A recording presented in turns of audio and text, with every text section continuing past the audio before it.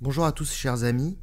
Alors tandis que je sweepais sur TikTok comme une grosse vache, au milieu d'une montagne de vidéos inutiles et de trucs que j'ai déjà vus 100 fois, je suis tombé sur quelque chose d'intéressant. C'était une sortie médiatique d'Ovidie.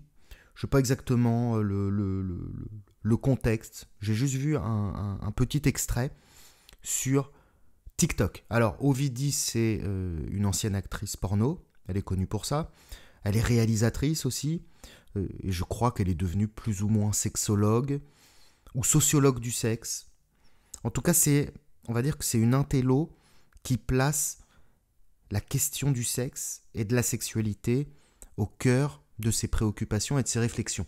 Ce qui me la rend très sympathique. Et elle dit, en substance, peu de gens baisent et c'est le secret le mieux gardé du monde. On va regarder ensemble ce petit extrait, ça dure 1 minute. Elle a révélé finalement le secret le mieux gardé du monde, c'est qu'il y a énormément de gens sur cette planète qui ne baisent pas et qui font le choix en fait de ne plus baiser. L'archive que j'ai choisie, c'est une interview de Lio chez Augustin Trapenard. Le corps d'une femme, Lio, le désir féminin, quel tabou est-ce que c'est encore aujourd'hui dans notre société ? Je suis en abstinence parce que ça fait déjà depuis mes 50 ans. Je ne couche plus. Elle a jeté un véritable pavé dans la mare parce que elle a révélé finalement le secret le mieux gardé du monde, c'est qu'il y a énormément de gens sur cette planète qui ne baisent pas et qui font le choix en fait de ne plus baiser. C'est assez intéressant de voir que elle était plutôt de ce côté-là du féminisme, d'un féminisme qui parle des sexualités. Je ne veux plus de ce rapport-là avec mon corps aux hommes et on demande toujours une rétribution trop forte à la femme. C'était courageux de sa part parce qu'elle n'a pas eu peur de perdre sa valeur sociale en disant bah non, je me retire du jeu en fait. Je me retire du jeu de l'hétérosexualité. Alors peu de gens baisent, je suis assez d'accord avec elle et c'est ce qu'on va développer dans la suite de la vidéo. C'est le secret le mieux gardé du monde. Je suis moins d'accord avec elle, j'émets quelques réserves. Je ne crois pas que ce soit un secret, mais ce sera la conclusion de cette vidéo. Alors ce que j'aime bien dans la déclaration d'Ovidie, c'est que, comme elle dit dans la vidéo, elle jette un pavé dans la mare. J'aime bien les gens qui balancent des vérités évidentes, qui sont tellement vraies et qui sont tellement évidentes que personne n'avait pensé à les dire avant. Alors peu de gens baisent, je pense que c'est pas la première à le dire, mais de manière aussi efficace et crue, franchement, je ne vois pas de précédent. Quand les grands médias, ou quand le monde du divertissement, le cinéma, parlent de sexe, je ne dis pas qu'ils disent des choses fausses ou inintéressantes, loin de là, mais ils sont sans cesse dans une recherche de surenchère et de sensationnalisme. À chaque fois que ça parle de sexe ou de sexualité, il faut évoquer des pratiques sexuelles très marginales, voire extrêmement marginales. Il faut parler d'infidélité, il faut parler de sextoy, il faut parler de prostitution, il faut parler de partous, il faut parler de libido débridé des seniors, il faut parler de violence sexuelle, mais ça ne parle jamais de la vraie sexualité du quotidien, de la sexualité banale qui, contrairement à l'image qu'en renvoient les médias, justement, n'est pas si exubérante que ça. J'ai tendance à dire que la révolution sexuelle n'a jamais vraiment eu lieu. Donc peu de gens baisent. D'abord, des tas de gens, pour X ou Y raison, sont exclus dès le départ de la sexualité, soit parce qu'ils sont moches, soit parce qu'ils sont pauvres, soit parce qu'ils sont trop marginaux, soit parce qu'ils sont gros, soit parce qu'ils ont des attentes irréalistes. Mais Ovidie ne parle pas de ça. Ovidie parle d'une renonciation volontaire à la sexualité. Elle parle d'individus qui ont potentiellement accès à la sexualité, mais qui y renoncent volontairement. Et elle se prend en exemple. Donc ça, c'est pas dans la vidéo, mais j'ai fait rapidement mes petites recherches. Elle a 42 ans, donc c'est très jeune, hein, et elle a renoncé à la sexualité depuis 4 ans maintenant. Ça veut dire que depuis qu'elle a 38 ans, elle ne baise plus et elle n'a plus forcément envie de baiser à l'avenir. Et puis elle n'évoque pas que son cas, elle évoque le cas de Lio. Bon, Lio, elle a aujourd'hui 60 ans, c'est la chanteuse, elle est très connue. Et puis Lio, un jour, à la radio, on lui pose une question sur le sexe, parce qu'elle a l'air comme ça, très extravertie, très ouverte sur la question, et elle répond qu'elle ne pratique plus le sexe depuis de très nombreuses années, depuis 10 ans, donc depuis qu'elle a 50 ans. 50 ans, c'est jeune aussi aujourd'hui, donc ça fait 10 ans qu'elle a renoncé elle-même au sexe. Donc on a 2 femmes, alors après chacun ses goûts bien sûr, mais objectivement des femmes qui sont très belles, qui sont très intelligentes, qui sont très intéressantes et qui, si elles le souhaitaient, si tel était leur désir, pourraient se faire baiser 20 fois par jour par absolument qui elles veulent, et qui pourraient, si tel était leur désir également, se trouver une relation sentimentale, durable, de qualité, mais elles n'en ont tout simplement plus envie. J'ai trouvé 2 photos de Lio que je vais intégrer en post-prod. Lio, quand elle avait 50 ans, elle envoyait du bois, c'était un avion de chasse, donc on ne peut pas dire que c'est les sollicitations qui lui manquaient. Et Ovidie, voilà, après, on aime ou on n'aime pas, mais je crois qu'elle est objectivement magnifique. Donc on ne peut pas dire qu'Ovidie et Lio soient ce qu'on appelle des incels. Alors je lisais les commentaires sous cette petite vidéo que je viens de vous passer, et beaucoup disent que ce ne sont pas des femmes qu'on peut prendre en exemple parce qu'elles ont trop couché, parce qu'elles ont trop tiré sur la corde, parce qu'elles ont déroulé du câble, comme on dit vulgairement, et que ce serait cette pratique excessive de la sexualité qui les aurait dégoûtées du sexe, et qu'elles ont tendance à prendre leur cas pour des généralités. Je ne suis pas du tout d'accord avec ça. Je ne crois pas qu'Ovidie ou Lio aient eu des vies sexuelles si dispendieuses que ça. Alors, c'est vrai qu'Ovidie a fait du porno, mais il suffit d'être un peu curieux, il suffit d'aller regarder un film d'Ovidie pour comprendre que ça n'est pas une folle du cul. C'est quelqu'un qui est très dans le contrôle et très dans la maîtrise d'elle-même à ce niveau-là. Et l'intérêt d'Ovidie pour le sexe est davantage d'ordre cérébral que physique. Pareil pour Lio. Certes, elle est très extravertie comme ça. Elle parle de cul, elle peut faire des blagues vulgaires. Elle a des tenues très provocantes, très aguicheuses, mais ça n'est pas pour ça, ça n'est pas pour autant que c'est une obsédée du sexe. Bien au contraire, les vraies chaudasses, je parle d'expérience, sont bien souvent les femmes les plus insoupçonnables qui soient. La fille un peu vulgose, un peu pétasse en apparence, elle exhibe une sursexualité de façade, justement parce qu'il n'y a pas grand-chose derrière. La femme qui a vraiment une libido débridée, elle est terrifiée par la puissance et le pouvoir de sa sexualité, et elle la cache. Elle porte des cols Claudine, des souliers plats, des bas couleur chair et des lunettes de la sécu. Elle camoufle le volcan qui bouillonne dans son utérus parce que elle imagine à tort que tout le monde peut le deviner. Donc il ne faut certainement pas se fier à la sursexualité de façade de Lio. Ovidie et Lio sont 2 femmes qui ont très certainement un rapport très banal au sexe.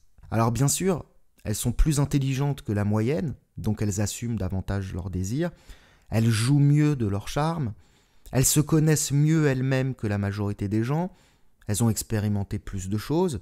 Les femmes intelligentes sont souvent de meilleurs coups que les autres, elles ont des fantasmes plus poussés, plus sophistiqués, qu'elles ont moins peur de conscientiser et qu'elles ont moins peur d'assouvir. Mais à part ça, elles sont tout ce qu'il y a de plus normal, et leur témoignage en est d'autant plus intéressant. À partir d'un certain moment de leur vie, les gens, dans l'immense majorité des cas, renoncent volontairement au sexe, alors même qu'ils peuvent ressentir du désir, alors même qu'ils ont de l'amour à donner, alors même qu'ils ont un corps des fantasmes, qu'ils n'ont très probablement touché du doigt que le millième de leur fantasme, mais ils renoncent, ils s'abstiennent, ils arrêtent de baiser, et moi j'aime bien aller au fond des choses et j'aime bien comprendre pourquoi. Ovidie parle de renonciation, elle parle d'abstinence volontaire, donc c'est un processus, la renonciation. C'est-à-dire qu'au départ, il y a eu acceptation, et puis il y a eu une réflexion, il y a eu un parcours qui a mené à cette renonciation.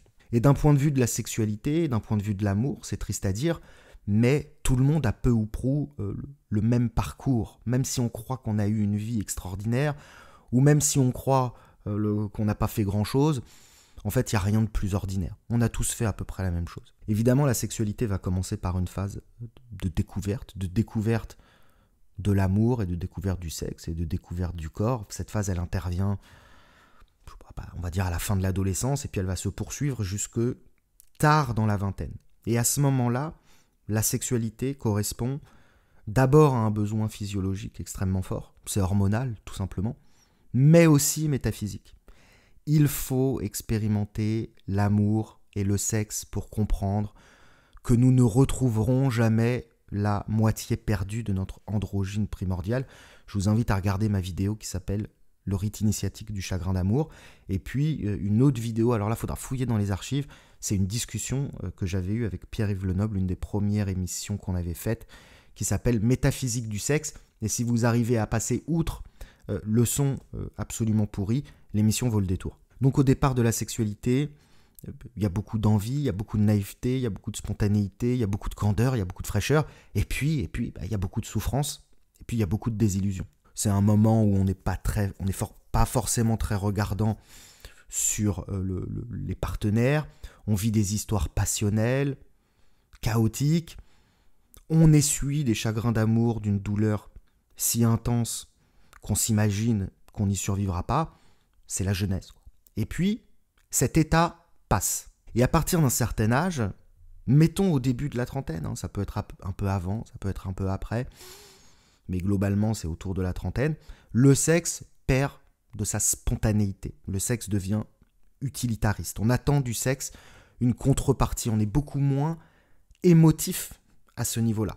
La gonzesse de 30 ans et des brouettes, elle ne se fait plus baiser par le premier poète maudit qui passe, qui va lui jouer de la mandoline, et puis qui va lui mettre des papillons dans le ventre avec une bouteille de Coteau du Roussillon à 3,90 € chez l'épicier. Elle est passée au-dessus de ça. Un mec ne va plus écrire des centaines de poèmes larmoyants pour la première greluche à gros seins qui passe. Les choses deviennent un peu plus compliquées. Le sexe devient la contrepartie secondaire d'un objectif premier qui peut être de construire une famille, qui peut être la reconnaissance ou la représentation sociale, qui peut être la stabilité financière aussi.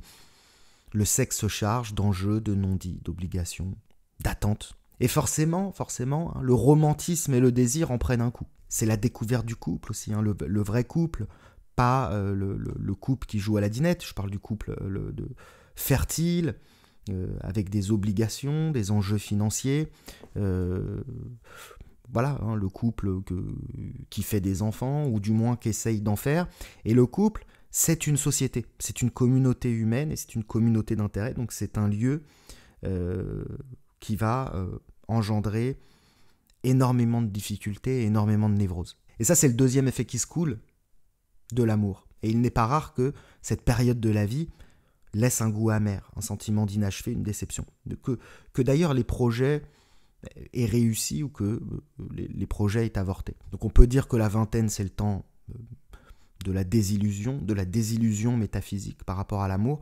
Et puis la trentaine, c'est le temps d'une déception un peu plus pathétique. Puis ensuite, aux alentours de 40 ans, c'est pareil, ça peut être un peu plus tôt, un peu plus tard, peu importe.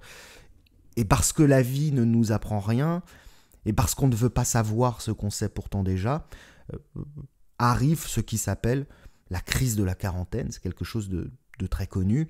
C'est l'âge de tous les dangers. C'est un âge où on va vouloir rattraper le temps qu'on croit avoir perdu.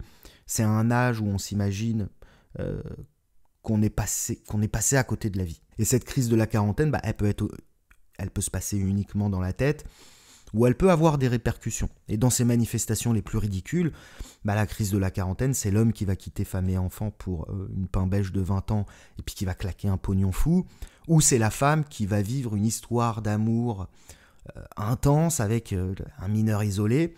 C'est le temps des divorces, c'est le temps des infidélités, c'est le temps des grandes questions existentielles. Et la plupart du temps, pour ceux qui passent à l'action à ce moment-là, ça coûte cher. Ça coûte cher. C'est une ultime tentative de jouir dont on paye le prix. C'est la gifle, c'est l'ultime gifle de réalisme. C'est le prix à payer pour comprendre définitivement les mécanismes du désir et de l'amour qui sont bien plus cruels que les fables dont on nous abreuve depuis l'enfance. Et après ça, pour la plupart des gens, pour l'immense majorité des gens, vient le temps de la renonciation. Qu'on a désillusion, déception, le chant du cygne, la crise de la quarantaine, la gifle de réalisme, puis la renonciation. Ça peut paraître un peu triste dit comme ça, mais ça n'est jamais que le cycle de l'amour et de la vie, quoi. C'est tout. Évidemment, il y a des variantes. On peut connaître le couple très tôt et se découvrir soi-même et découvrir le sexe plus tard. On peut ne jamais avoir accès à l'amour véritablement. On peut découvrir l'amour avec la même personne qui partagera notre vie ensuite.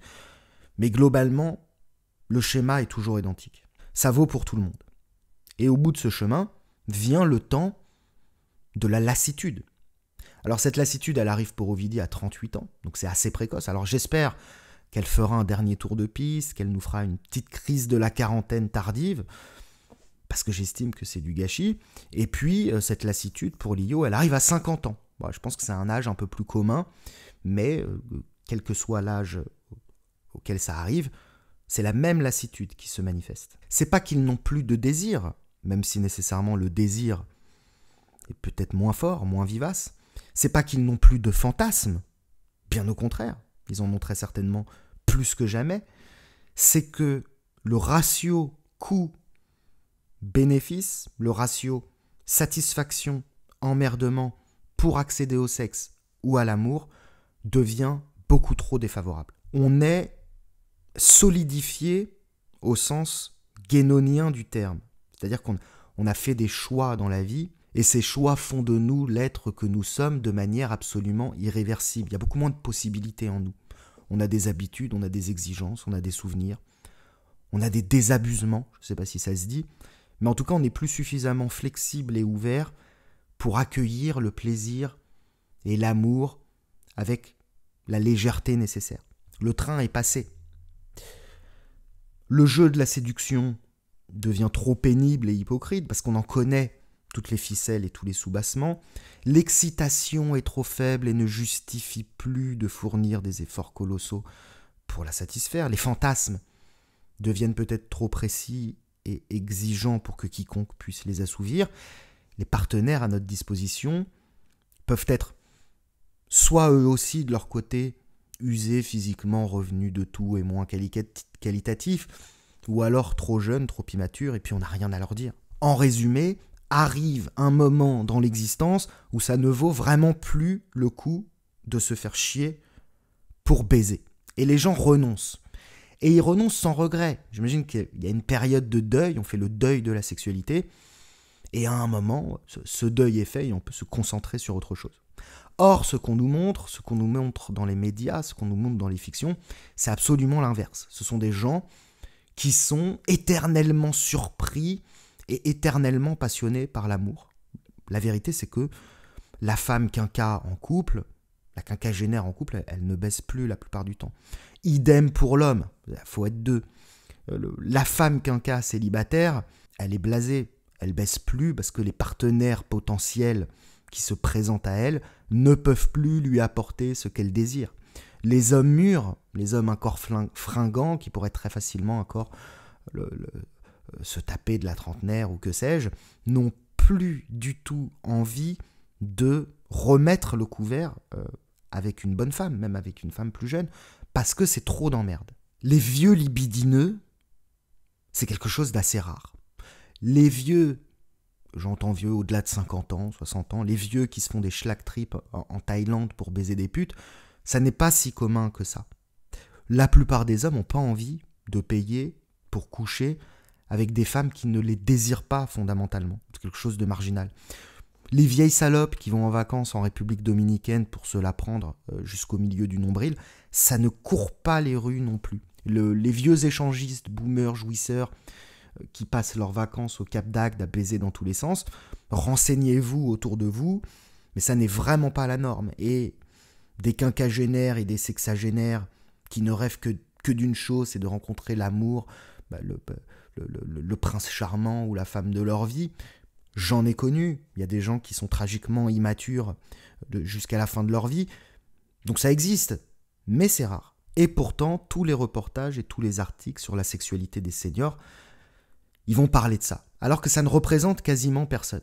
Et si on nous montre ça, si on nous renvoie cette image, c'est parce qu'on vit dans une dictature de l'audimat et du clic. On nous abreuve d'informations et de fictions rocambolesques parce que ça vend. On nous vend de la junk food intellectuelle. La vérité, c'est Ovidie qui l'a dite.